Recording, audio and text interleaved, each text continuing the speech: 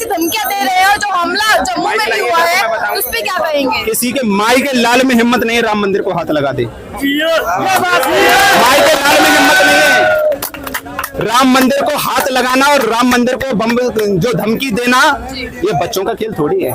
जिसकी अम्मा ने दूध पियाया हो ना अयोध्या की सरजमी पर, मस्जिद गिरा के मंदिर बनाओगे तो हम तो उड़ा देंगे ना।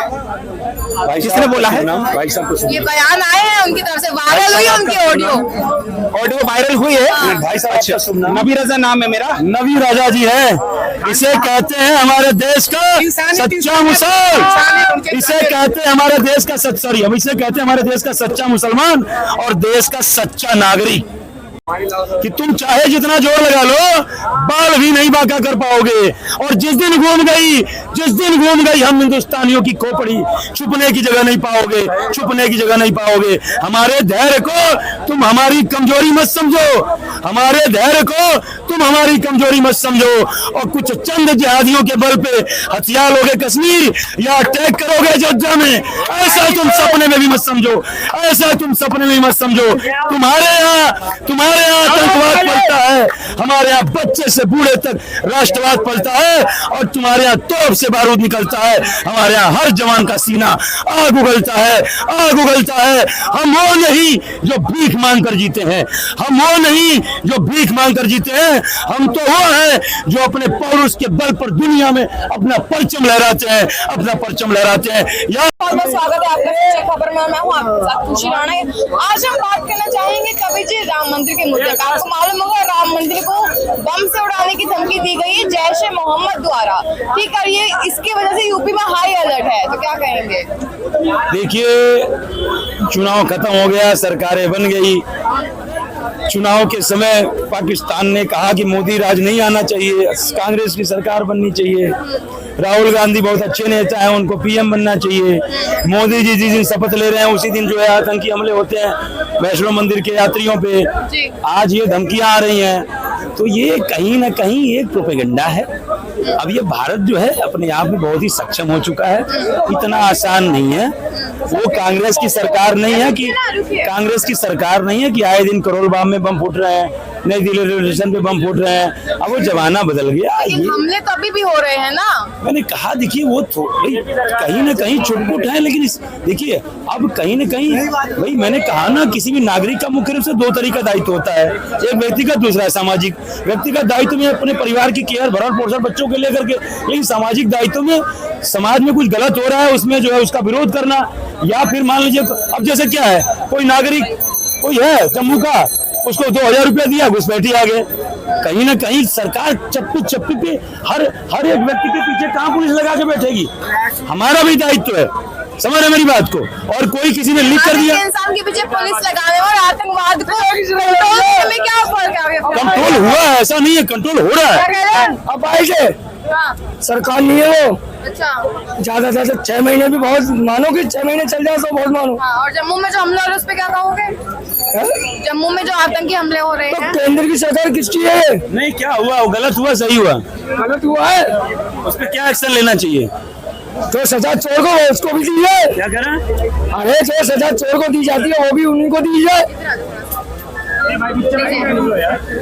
कहने की सजा मिलनी चाहिए, कड़ी सजा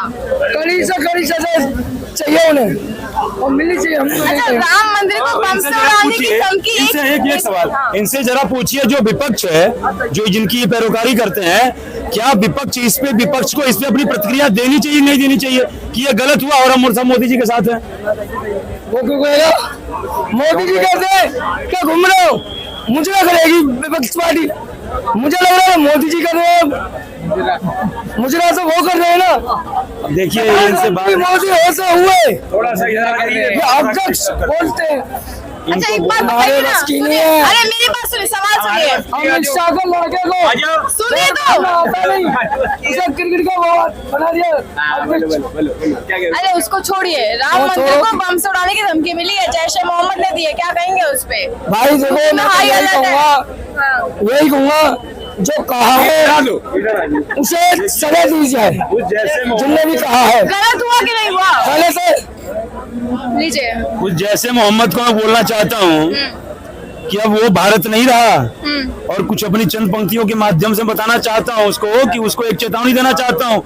ये धमकी रह जाएगी कि तुम चाहे जितना जोर लगा लो, चटाई चाटोगे तुम मंदिर की सुनिए यही करारा जवाब है कि तुम चाहे जितना जोर लगा लो बाल भी नहीं बांका कर पाओगे।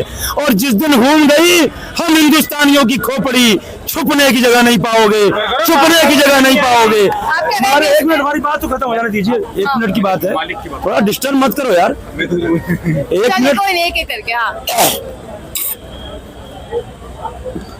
कि तुम चाहे जितना जोर लगा लो बाल भी नहीं बांका कर पाओगे। और जिस दिन घूम गई हम हिंदुस्तानियों की खोपड़ी, छुपने की जगह नहीं पाओगे, छुपने की जगह नहीं पाओगे। हमारे धैर्य को तुम हमारी कमजोरी मत समझो, हमारे धैर्य को तुम हमारी कमजोरी मत समझो।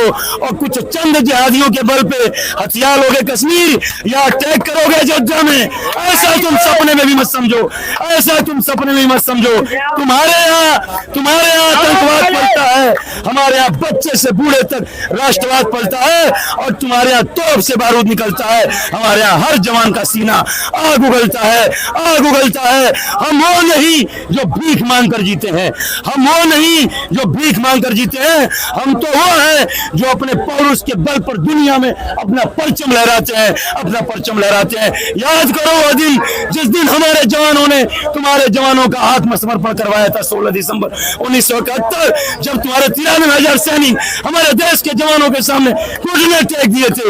याद करो वह दिन जिस दिन हमारे जवानों ने तुम्हारे जवानों का आत्मसमर्पण करवाया था, तुम्हारी ही सीमा में घुसकर तिरंगा झंडा फहराया था, तिरंगा झंडा फहराया था। इसलिए अभी समय है, सुधर जाओ, आतंकवाद छोड़ अपनी रोजी रोटी में लग जाओ, नहीं तो हम हिंदुस्तानियों को जेल नहीं पाओगे। और अपने ही हाथों, अपने ही देश में तिरंगा झंडा लहराओगे, तिरंगा झंडा लहराओगे। अब तो जो पीओके और कराची संघ की बात हो रही है ना, इतना ही नहीं, पीओके का कुछ पाकिस्तान का कोई ऐसा मोहल्ला नहीं बचेगा जहाँ पे तिरंगा नहीं फहर रहा होगा। क्या बात कर रहे हैं? यही बात कर रहे हैं मैम। आप क्या कहेंगे? धमकियां मिल रही है, राम मंदिर को बम से उड़ाने की धमकी मिली है, जैश ए मोहम्मद दे दी है, यूपी में हाई अलर्ट जारी हो गया है। अच्छा, ये सरकार से सवाल कीजिएगा ना, उस पर एक्शन लिया जाए। सरकार तो वो कोशिश कर रही है, तभी तो हाई अलर्ट जारी हुआ है। लेकिन जो आतंकी संगठन ऐसी धमकियां दे रहे हैं और जो हमला जम्मू में भी हुआ है, उस पर क्या कहेंगे? किसी के माई के लाल में हिम्मत नहीं है राम मंदिर को हाथ लगा दे, माई के लाल में हिम्मत नहीं है राम मंदिर को हाथ लगाना और राम मंदिर को बम जो धमकी देना।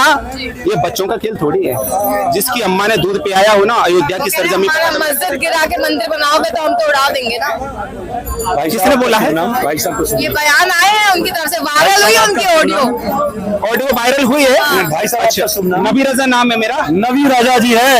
इसे कहते हैं हमारे देश का सच्चा मुसलमान, इसे कहते हैं हमारे देश का इसे कहते हैं हमारे देश का सच्चा मुसलमान और देश का सच्चा नागरिक, देश का सच्चा सिपाही भी और सच्चा सिपाही भी। हमले और इनको लेके क्या कहेंगे? अभी जो है जम्मू में जो आतंकी हमले हुए हैं उसी को लेके मैंने जो I think the democratic news करके थे उनसे जो है उसी को लेके जो बात चल रही थी जी। सबसे पहले तो जो आतंकी हमला जो हुआ है, जो बेगुनाह लोगों को मारा गया है वहां पे, जिसमें छोटे छोटे बच्चे भी शामिल थे, उनका कोई कसूर नहीं था। इस तरीके से जो आतंकी हमला हुआ, एक तरीके से जितनी निंदा की जाए उतनी कम है। और एक तरीके से जो इंसानियत शर्मसार हो गई है।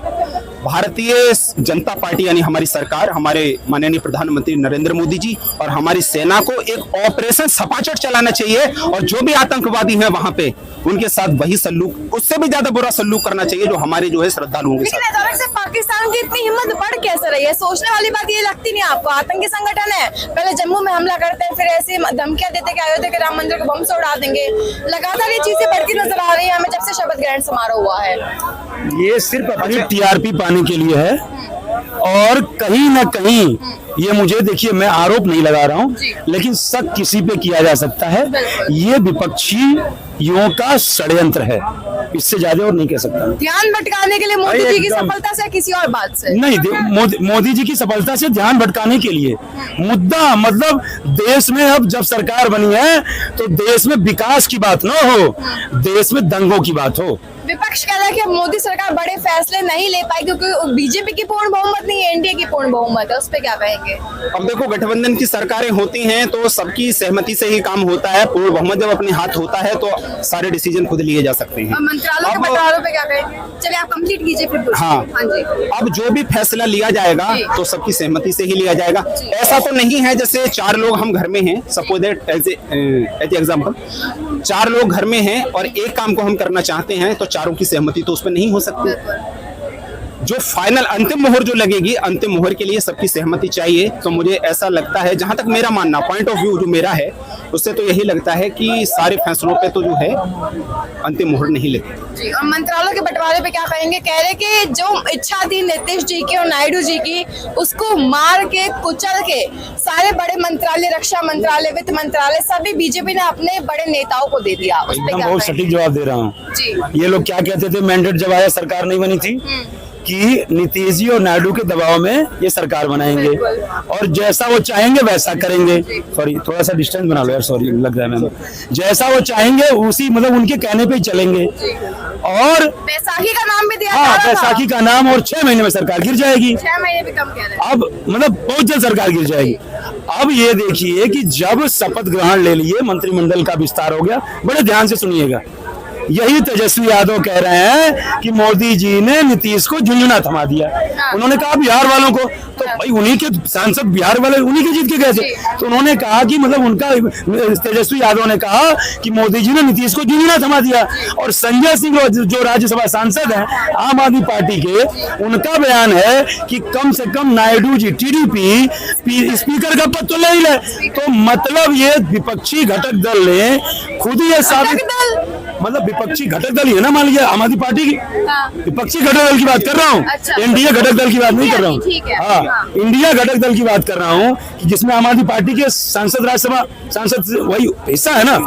तो उन्होंने कह दिया टीडीपी कम से कम स्पीकर ले, और तेजस्वी ने कह दिया कि झुंझुना थमा दिया। बिहार को स्पेशल स्टेटस का भी कुछ बात चल रही है। सुनिए मेरी बात को, अभी मंत्रालय की बात कर लेते हैं। तेजस्वी ने कहा कि झुंझुना थमा दिया नीतीश जी को, और संजय सिंह कह रहा है आम आदमी पार्टी के राज्यसभा सांसद कि कम से कम टीडीपी तो ले, मतलब कम से कम एक पद तो ले ले। तो इन लोगों ने खुद ही ये घोषित कर दिया कि मोदी जी ने न तो दबाव में आकर के सरकार बनाए, न दबाव में आकर के मंत्रिमंडल का विस्तार किए। जब पहली ही मंत्रिमंडल का विस्तार हुआ, उसमें जो है जैसे जो पहले था, गृह मंत्रालय, विदेश मंत्रालय, सारा एजुटीज रहा, और तमाम भाजपा के नए सांसदों को मंत्री बनने का मौका मिला। तो कहने का मतलब मोदी जी इतने मूर्ख थोड़े हैं कि नहीं सरकार बनाई। कहीं ना कहीं यदि कॉन्फिडेंस में लोग हैं तभी ना भाई, लोग राजी हैं तभी ना दिया। और यदि मान लीजिए कि भाई ये कह रहे हैं कि झुंझुना थमा दिया, तो इस्तीफा क्यों नहीं दिया? दे देना चाहिए ना। लेकिन नीतीश जी को ही पता है कि अब नीतीश जी भी इतनी बार पलट चुके कि अब उनका हाथ पैर, नाम ही पलटो राम पड़ गया। अब पलट, देखिए एवरीथिंग इज लिमिट ना। अब वो पलट नहीं सकते क्योंकि वो भूल गए हैं कि हमको कैसे पलटना है। समझिए मेरी बात को। गठबंधन डिप्टी पीएम को ऑफर दे रहा है, नीतीश को दे रहा है, तो क्यों नहीं चले गए? मेरी बात हो, थोड़ा फ्लो में निकल गया। मतलब जब आदमी थक जाता है ना, सोचता है यार अब बहुत पलट चुके। मेरे कहने का मतलब है कि देखिए नीतीश जी ने जो एक बात कही कि हमें सम्मान चाहिए, और भले ही उनको पता है प्रधानमंत्री बना देते 6 महीने के लिए, जैसे इन्होंने इससे पहले सरकारी गिरा देंगे, फिर नीतीश जी कहाँ जाएंगे? तो उनको पता है कि हमारा राजनीतिक भविष्य और बिहार का भविष्य भारतीय जनता पार्टी के साथ और एनडीए सरकार के साथ नहीं था। और नायडू जी को ही पता है। प्रतिशत पलट गए तो देखिए मैम,